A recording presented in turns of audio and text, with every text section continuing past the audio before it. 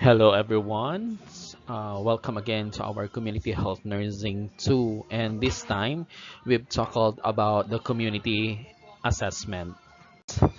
Our objectives of this community assessment, we need to discuss the major dimensions of a community, identify the sources of informations about a community's health, to describe the process of conducting a community assessment. We also understand the permeate community and aggregate diagnosis. And lastly, to identify the uses of epidemiological data of each step of the nursing process. So let's start with the nature of the community. We all know that aggregates community is the type of community is formed by people who share common characteristic or attributes. So for example, our senior citizens. Senior citizen is a community of older adults who share the similar needs and interests related to aging. We have also the ethnic backgrounds. This is the communities formed by the people sharing the same ethnic or cultural background, fostering cultural identity and support networks. And we have also the religious organizations. When we say religious organizations, communities centered around shared religious beliefs and practices that providing spiritual support and social cohesions. And the community solutions naman, this is the type of community emerge when individuals are united by a common problem or challenges. So they come together to find solutions or support each other through difficulties. So for example, this one we have the support group where individual facing similar health challenges like the cancer survivor or the caregivers. So they come together to share their experiences and coping strategies. And also we have here example in community of solution, we have the activist group. This is the communities formed around advocating for social change or addressing the specific issues like environmental concern or social justice. So this type of communities highlights how people can come together based on the shared characteristic or common goals, fostering the support and identity and collection of actions. Next, we have the locations of space and time. So in the physical locations, communities are often tied to a specific geographic areas. So these locations are frequently delineated by boundaries, such as the city limits or neighborhood borders, which can change over time as population grow or shrink or as a new infrastructure are built. Okay, we have also the influence of time. In the influence of time, communities evolve over time due to factors like the migrations, economic shift, and changes in the technology or culture. So as time passes, the community structures, needs, and priorities may shift. We have the census tracts. In the census tracts, these are the geographic subdivisions used for statistical purposes in a larger communities such as the cities or council or countries rather. So, census tracts, mga anak, help in organizing the data on populations, demographics, and other characteristic. We have also the geographic community. So this can include both formal and informal areas. So formal areas have recognized the boundaries such as the towns or the district, while in the informal areas might be neighborhood or regions with shared characteristic but they lack officials geopolitical status. Okay, how about the social system? When we say social system, this refer for the interrelationships of the individuals or aggregates within the community. So the members are intact and collaborate to fulfill various communities functions such as health. So yung health natin example here, the health care services in educations like the schools and learning centers, security like the police or neighborhood watch group, economic example, the local businesses or employment opportunities. In a social system, each part aggregates of the community plays a role in contributing to the overall well-being and functioning of our community. So the dynamics of the social system helps maintain the community structures and address its needs and guides its evolutions over time. Next, we have in the health communities, we have the assessment parameters. As you can see, number one here is the physical environment. So this refer to the natural and built interventions where people live, work, and engage in activities. So anong factors natin dyan? Includes here the air quality, water quality, the availability of the green spaces, the population level, the housing conditions, and the access to clean and drinking water. So, yun. So, ano pa? Well-maintained physical environment contributes to better health outcomes by reducing the exposure to harmful substance and promoting active lifestyle. Next, we have the educations. In educations, access to quality educations is the key determinant of health. So, education level influence health literacy, which affects individuals' ability to make informed decisions about their health. So, well-educated communities tend to have a better health outcomes and lower the rates of chronic diseases due to the increased awareness of preventions and health promoting behavior. We have next one, we have the safety and transportations. In the safety and transportations, community safety, including the low crime rates and adequate emergency response, the system is crucial for health. So, the availability of safe and efficient public transportations helps people access the healthcare services, the jobs, educations, and recreational facilities. So, walkable neighborhoods promote physical activity, which contributes to overall community health. Next one, we have the politics and the governments. In the politics and the government, local political and governmental policies can significantly influence public health through legislations, funding, and public programs. So, kapag magkaroon po tayo ng effective governance, can ensure that our communities have access to health services, safe, social safety nets, and opportunities for civic engagement. Okay, so here also is community participations in decision-making processes can lead the policies that can directly address the local health issue. Okay, next one, we have the health and social services. In the availability and accessibility of healthcare facilities like the hospitals, clinics, and mental health services, the presence of the social services such as housing assistance, food security programs, and elderly care also directly impacts the health and well-being of the community. So, effective coordinations between healthcare and social services helps address the holistic needs of our populations. Next one, we have the communications.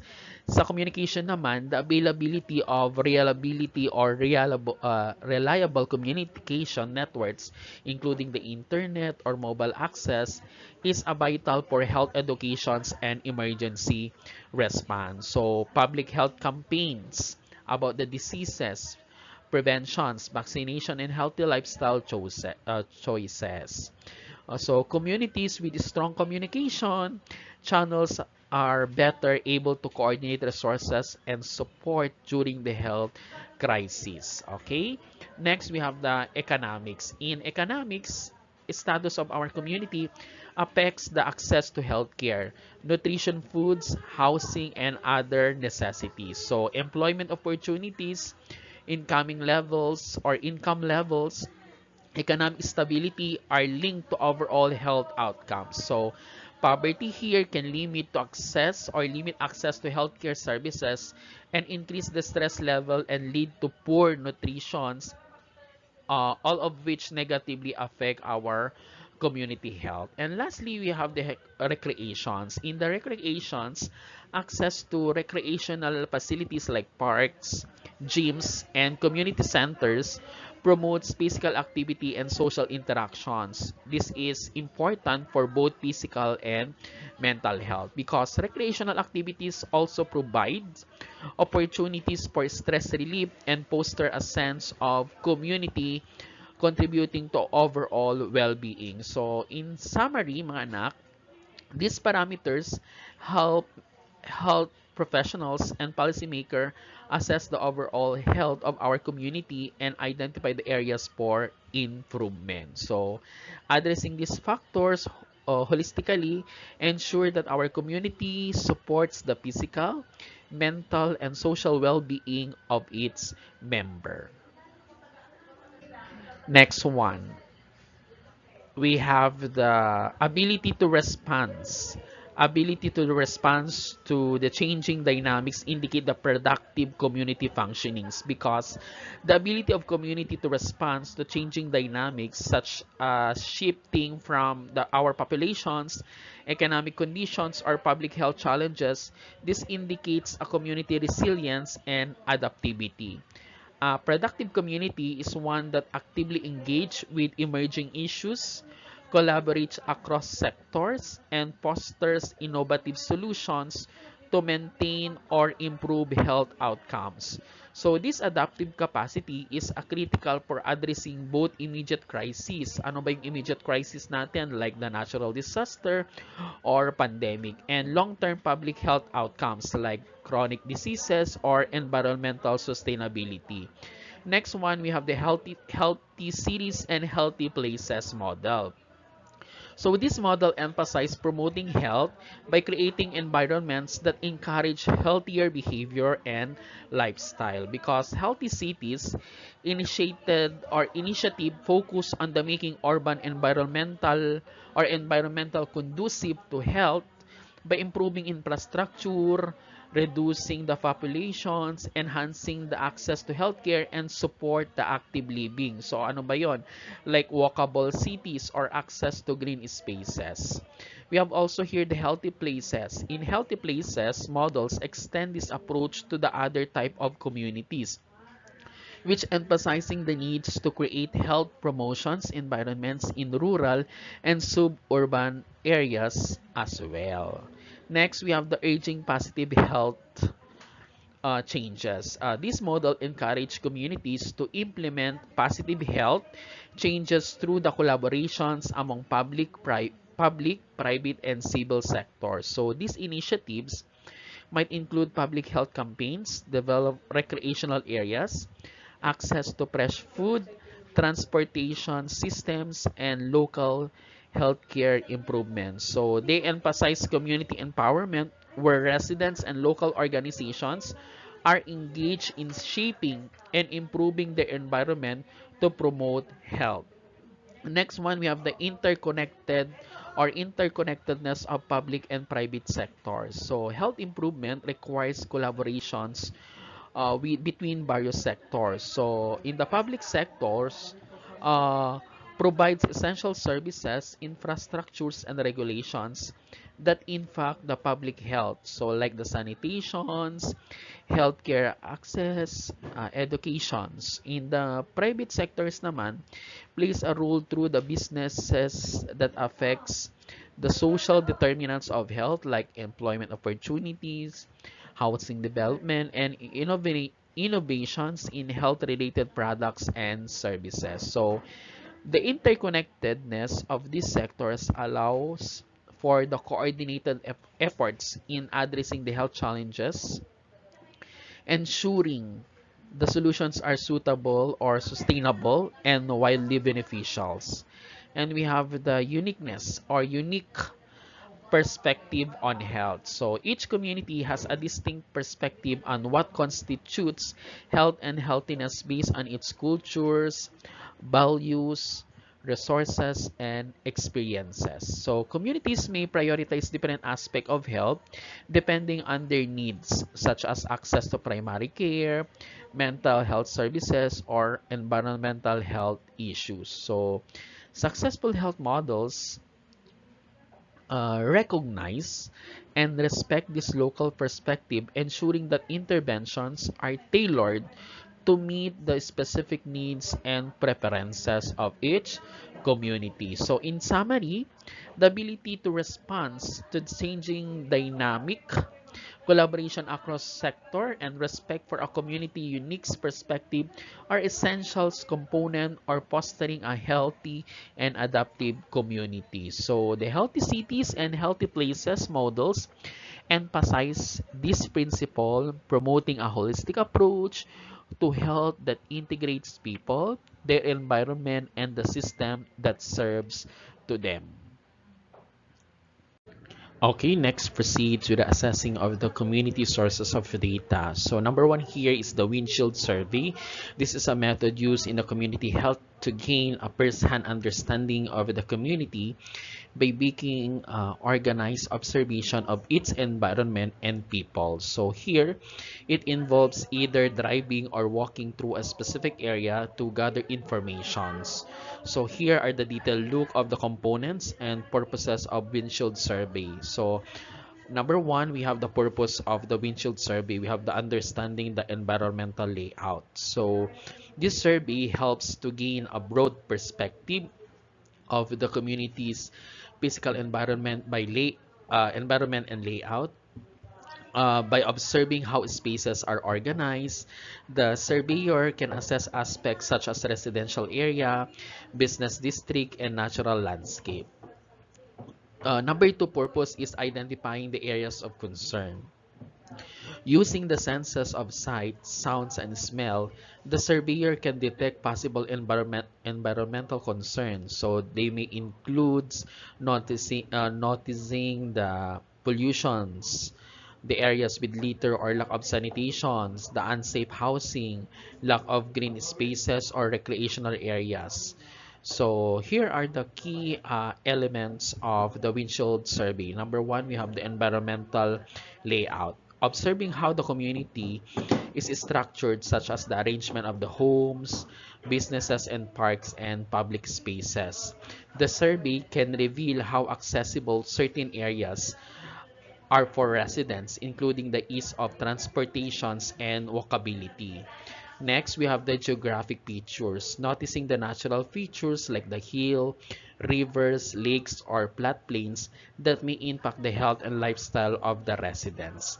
The geographic features can also affect the types of the industries, weather patterns, and potential environment hazards, so like the flooding areas and areas prone to pollutions. Next, we have the locations of agencies.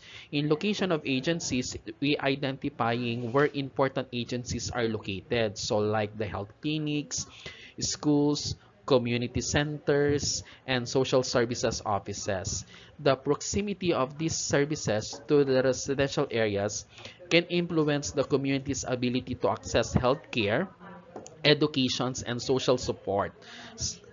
So next, we have the services. Observing the availability and distribution of the services such as public transportations, healthcare facilities, emergency services like the police and fire stations, social services like the food bank, and shelters. Next, we have the businesses. Taking note of the type of businesses present in the community such as the grocery stores, pharmacies, restaurants, and retail outlets. A lack of essential businesses like supermarkets or healthcare providers may indicate the food deserts or healthcare gaps that affect the community health. And lastly, we have the industries. Noting the presence of industrial facilities and the type of industries like the manufacturing, energy, or agriculture. So industries may impact the health of the community through the pollutions, employment opportunities, and economic distribution. So what is the benefits of this windshield survey? It provides a real-time insight to the community, helping to assess the living conditions of the residents. Next, it allows for the identifications of health risks or disparities within a community, which can inform future interventions and support services. So the survey helps professionals create a visual and sensory base understanding of the community's strength, weaknesses, and areas for improvement. So, windshield survey is a valuable tool for the public health nurses, social workers, urban planners, and policymakers to assess the community health and environmental factors quickly and effectively. Next, we have the census data. We all know that the census data is the help the nurse become familiar with an area and see how it changed over the time. So every 10 years, the U.S. Census Bureau undertakes a massive survey of all the American families. According to Metropolitan Statistical Area, Central City with more than 50,000 peoples and includes the associated suburban or adjacent countries, which yield a total metropolitan areas more than 10,000 people. Okay, vital statistics. In the vital statistic is a critical demographic data collected and maintained by local and state cities or agencies, which provides essential information about the population health and social dynamics. There are the key components of the vital statistics. We have the births. Okay, the official registration of births provides data on birth rates, which help track population growth, fertility trends, maternal and infant health. Ano pa? We have the deaths. Mortality data includes information on death rates, causes of death, and life expectancy, which are key indicators of public health and disease trends. Next, we have the marriages. Registration of marriages provides a data on marriage rates, which can reflect social and economic trends. Here also, we have the divorces. Divorce statistic give insight into the family dynamics, social stability, and changes in societal norms. Next, we have the adoptions. Adoption records contribute to understanding of the family formations and child welfare system. We have the sources and reporting. In the sources and reporting, we have the local and state agencies or the national agencies. These agencies are responsible for collecting and reporting the raw data from the official registration. So this may include hospital, vital records offices, and court system. We have the annual compilations. In the annual compilations, the collected data is compiled and analyzed annually, providing an updated snapshot of the population's vital events. So ano ba yung importance of vital statistic? Number one, we have the health monitoring. Vital statistic, particular data on births and deaths, are essential for tracking public health outcome, identifying the trends in life expectancy, and understanding disease patterns. Number two, we have the public policy. This statistic inform policies on the healthcare and social services, education, and economic planning. For example, if there is an high infant mortality rates, may prompt government interventions in maternal and child health services. Next one, importance, epidemiology. Mortality data, including the causes of death, help in identifying the public health risks and formulating the prevention strategies for the diseases. Next one, importance, social trends. Marriages, divorce, and adoption statistics provide insight into the family structures, stability, and the social well-being of the communities. So, vital statistics are the foundation for understanding the overall health and dynamics of populations, helping shape informed decisions in healthcare, social services, and public policy. Okay, the other sources of health data. We have the National Center for Health Statistics and other government bodies plays a critical role in collecting and analyzing health-related data. Okay, so in the National Center for Health Statistics, the purpose is the nation's primary source of health statistics and provides the data that help guide public health policy and research. So it collects, analyzes, and disseminates health data to monitor the health of the populations and identify the emerging trends. Okay, in the data collections, the National Center for Health Statistics gathers a wide range of data through surveys, census data, vital statistics including the informations on deaths, births, health conditions, healthcare utilizations, and health insurance coverage. Here also we have the reports and studies. In the reports and studies of the National Center for Health Statistics, publishes reports that provides descriptive and analytical informations about the health status of the populations, which is crucial for the researchers, policymakers, and public health professionals. Okay, in the local, regional, state government reports, in the local data, local health departments often collect data specific to their communities, which help address the local health needs and challenges. So they track issues such as disease outbreaks, vaccination rates, and access to the health services. While in the regional data, provide a broader view across multiple communities or cities, helping to identify larger trends, compare regions, and allocate resources where they are most needed. In the national or state data, state health department compile and analyze data from local sources and report it to the federal agencies like the National Center for Health Statistics. So this data helps monitor state level health indicator and track the progress toward the public health goals. In the locally generated data collections, in the survey and registries, local organizations and health departments may conduct their own health survey and maintain disease registries to gather specific data relevant to their population, such as mental health, nutrition, or chronic diseases trends. In health assessment, community health assessment are often conducted to gather local health data, including the informations on environmental, health, healthcare access, and population health outcomes. So, in the demographic informations or demographic information analysis, the analysis of demographic informations like the age, sex, race, income level, educations, and occupations provides descriptive insight into the characteristic of the population. So this data helps in identifying the trends in health disparities and understanding how social determinants of health impact different groups. So, population health monitoring by analyzing demographic data alongside health outcomes, public health professionals can better understand who is at risk for specific health conditions and design targeted interventions to address those risks.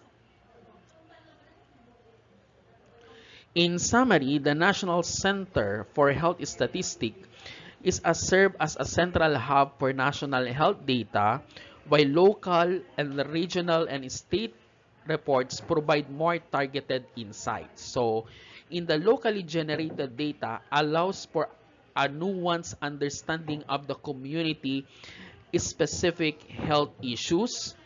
Analyzing demographic informations naman provides a descriptive profile of the populations, helping inform policies and programs to improve public health outcomes. Okay, these are the community assessment parameters. As you can see, are already explained on the first slides kanina. And then we have the needs assessments. In the needs assessment, that is a specific process used to understand the community's perspective on its needs, strengths, and gaps in service or resources. So it helps identify and prioritize health and social issues that require attentions and guides decision making in public health and policy development. Okay, so interview the key community informants. Are those individuals with in-depth knowledge of the community? Sino ba mga yon? Such as the local leaders, healthcare providers, educators, or long-time residents. So these interviews provide insight into the community's health concerns, needs, and priorities from experienced and influential voices. Next, we have the community forums. In the community forums, public meetings where community members gather to discuss issues openly. This forum encourage participations, allowing residents to voice their concerns and share ideas on improving health or services. In the focus group, this is small guided discussion groups composed of specific populations. For example, the senior or the parents or the healthcare workers to gather detailed opinions on the particular topics.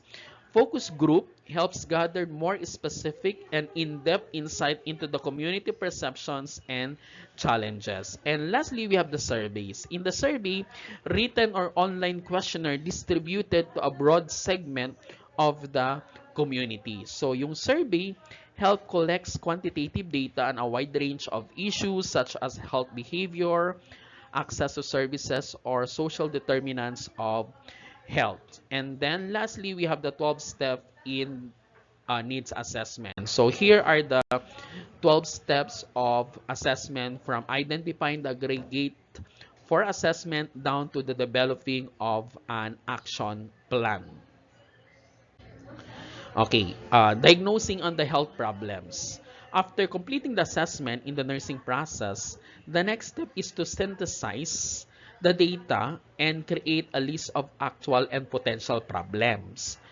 So, to develop the community diagnosis. So, the community diagnosis is a critical step that promotes a clear statement of the health issues affecting the community. The community diagnosis is a critical step that provides a clear statement of the health issues affecting a community, helping guide intervention. So it consists of four components. Number one, we have the identifications of health problem or risk. So this component clearly identifies the specific health problem or risk that the community is facing. The problem should be identified based on the data collected during the needs assessment and other sources such as vital statistics, survey, or focus group discussions. Okay, number two, we have the affected aggregate community. In the affected aggregate community, this refers to the specific group or populations within the community that is affected by the health problems or is at risk. So it could include particular demographic groups such as the seniors, the children, or people in certain geographic areas.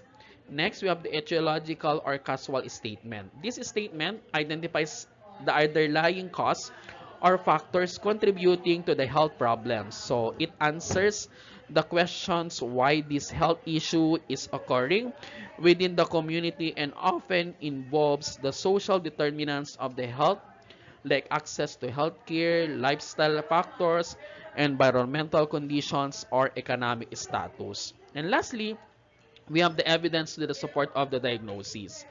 These components provides the data or evidence that support the identifications of the health problems. So the evidence could come from community health assessments, survey, interview with the key informants, or epidemiological data. So ano po bang purpose of the community diagnosis?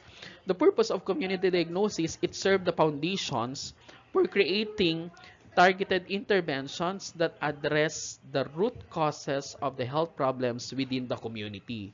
So there is a clear evidence-based diagnosis ensure that the interventions are relevant, effective, and tailored to the community's specific needs. So by including here both actual and potential problems. So this process allows for proactive measure to prevent issues from worsening or emerging. So through this process, the community diagnosis brings together all the informations gathered during the assessment phase, creating a comprehensive picture of the community health challenges and settings the stage for intervention planning. Okay. Uh, In the formatting of community diagnosis, we have the increased risk of, so that is the disability and disease.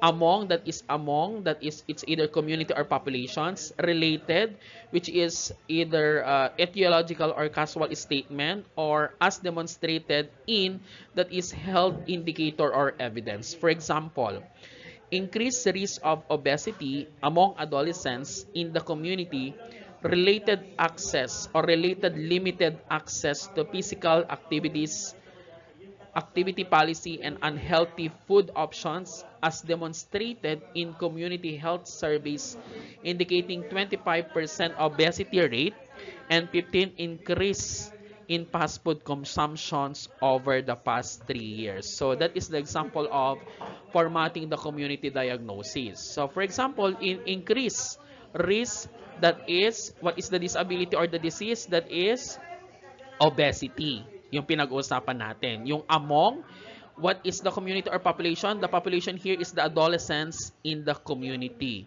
Okay? Yung related natin, that is etiological statement. Ano yung etiological statement natin?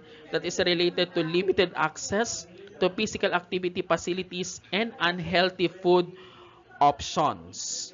Okay, ano yung as demonstrated? Yung as demonstrated natin, that is health indicators. Yung health indicators natin here is as demonstrated in community health survey indicating a 25% obesity rate and 15% increase in fast food consumptions over past 3 years. So, ganun po yung pag-format natin ng ating community diagnosis. Okay?